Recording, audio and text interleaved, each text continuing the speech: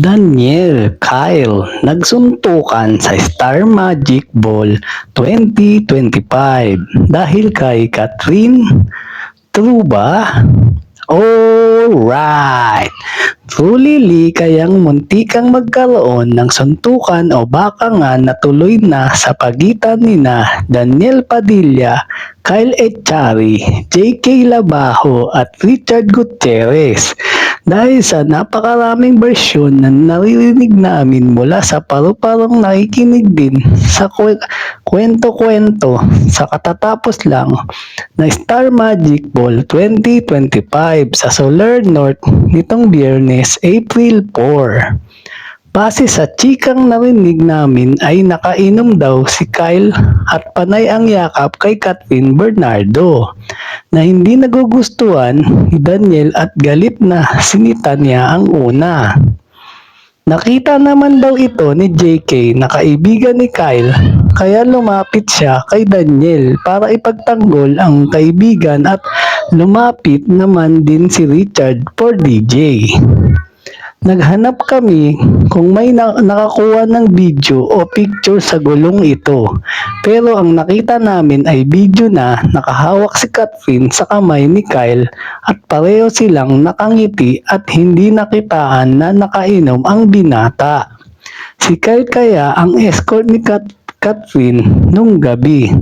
Samantala, may nahanap kaming post mula sa anonymous participant na ibinandera sa Reddit na may account na Catherine Bernardo ang nakasulat, ganap sa Star Magic Ball kagabi, muntik magsuntukan sina Kyle Echari at Daniel dahil sa sobrang lalasing ni Kyle.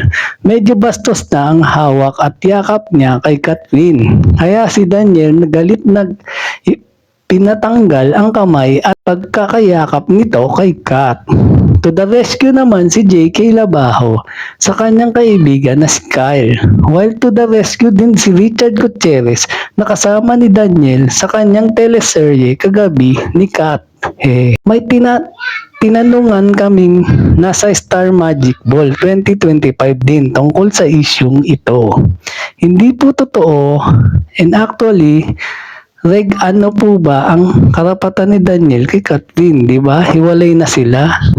May punto naman ang kausap namin na wala nang pakialam talaga si Daniel kay Catherine at wala naman daw pambabastos na naganap. May nakakitang tinapik daw ni Piolo Pascual si Kyle.